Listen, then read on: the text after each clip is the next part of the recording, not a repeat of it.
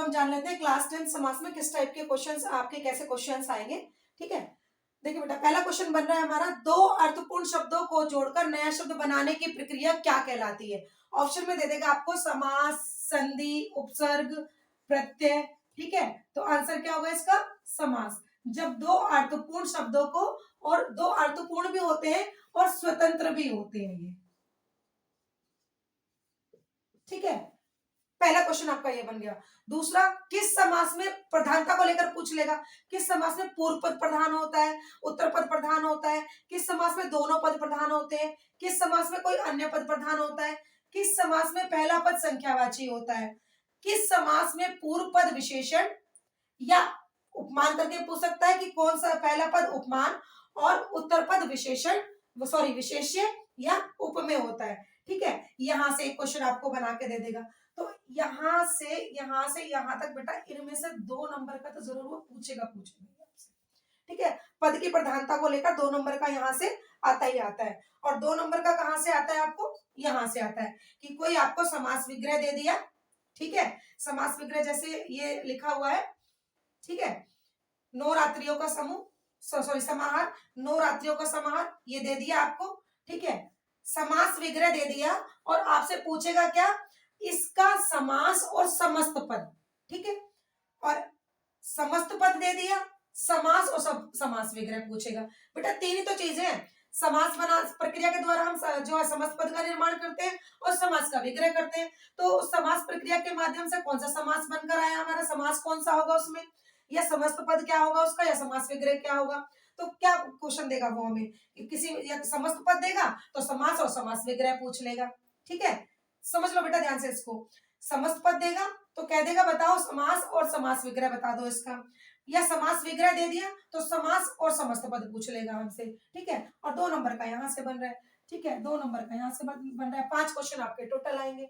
तो इन्हीं में से या तो 3 क्वेश्चन इसमें से कर देगा, 2 इसमें से कर देगा, 3 वैसे मोस्टली 3 क्वेश्चन इसमें से देता है, 2 क्वेश्चन ऊपर से करता है, 2 क्वेश्चन वो ऊपर से करता है। 5 में से कोई 2-4 आपको करने होते हैं। ठीक है, चलो इसको समझ भी लेते हैं आगे। तो किस पद में पूर्व पद प्रधान होता है, आंसर भी थोड़ा सा हम जान लेते हैं।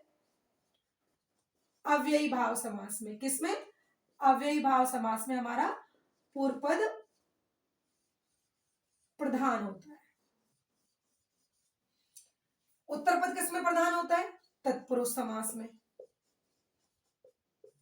और मान लो ऑप्शन में दे दिया तत्पुरुष, कर्मधारय और दिगु और एक और लिख दिया अव्ययी, फिर क्या करोगे, फिर बेटा वो जरूर इस तरह से देगा आपको कि first second third, third second fourth, क्योंकि उत्तर पद 3 समासों में प्रधान होता है। बेटा ध्यान देना मेरे इस बात को जरूर, कर्मधारय और दिगु। अगर हम उत्तर पद की बात करें केवल तो, ठीक है, उत्तर पद 3 समासों में उत्तर पद ही प्रधान होता है। और यहां पर यह भी पूछ सकता है कि कारक का संबंध, कारक विभक्ति का लोप किसमें होता है ना, कारक विभक्ति सॉरी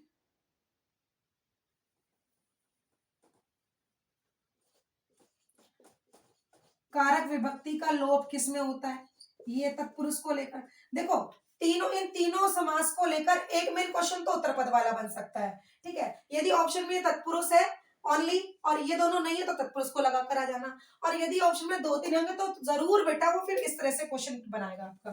ठीक है, 4 ऑप्शन देके फिर नीचे वो दे देता है ना फर्स्ट सेकंड थर्ड, इस तरह से बनाएगा। तो उत्तर पद प्रधान वाले में वाला ध्यान रखना। ठीक है, और देखो उससे अलग कर्मधारय को लेकर किसको पूछ सकता है, वो विशेषण का और विशेष्य का संबंध, उपमान और उपमेय का संबंध, ये किसमें होता है, कर्मधारय में होता है। किसमें होता है, कर्मधारय समास में होता है मेन। और दिगु में संख्यावाची पद किसमें होता है, पहला पद संख्यावाची द्विगु समास में होता है। तो इन तीनों समासों से देखो एक एक तो क्वेश्चन अलग अलग बन गया तीनों समासों से कि कारक की विभक्ति का लोप किसमें होता है। ठीक है, और पहला पद संख्यावाची विशेषण किसमें होता है, और पहला पद विशेषण या उपमान।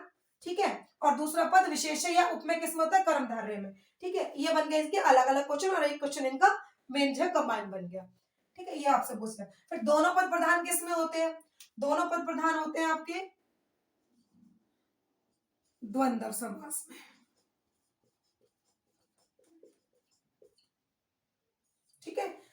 कोई अन्य पद प्रधान किसमें होता है?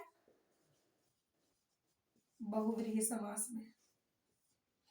ठीक है बेटा, क्लियर? तो यही क्वेश्चन आपके आएंगे, 4 नंबर आपके ये कंफर्म है, पक्के हैं, यदि आप इतना करके चले गए तो। ठीक बेटा, ये देखो, ये तो आपको पूरा क्वेश्चन नंबर 1 से लेकर 7 तक 7 ये बने।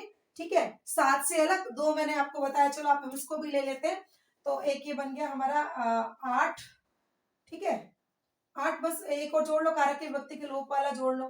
ठीक है, वैसे 7 में ही जुड़ जाएंगे। ये 7 8 तो करके चल जाए, 2 नंबर तो 2 नंबर तो आपके यहीं से बन गए। ठीक है, यहीं से बन गए। उसके बाद कुछ समास बेटा आपको प्रैक्टिस तो करने पड़ेंगे। ठीक है, तो उसके लिए हम क्या करेंगे, प्रैक्टिस सेट लगाएंगे हम नेक्स्ट वीडियो में। क्लियर बेटा?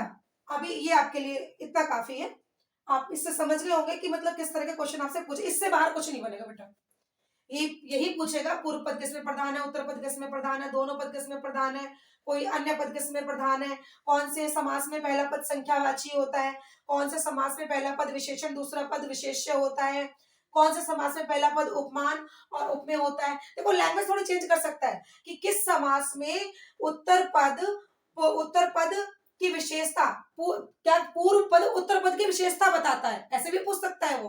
बेटा तरीका थोड़ा चेंज हो सकता है, लेकिन क्वेश्चन यही बनेगा आपका। ठीक है, किस समास में संख्यावाची विशेषण होते, हो गया आपका। अन्य पद प्रधान होता है, तो यहाँ से 2 नंबर का बनना ही बनना है। फिर कोई समस्त पद देकर पूछेगा, बताओ इसका भी सही विग्रह क्या होगा और ये कौन सा समास है। फिर समास विग्रह दे देगा आपको, कहेगा कि बताओ इसका समस्त पद बनाओ और समास बताओ। बस यही क्वेश्चन आपके बने।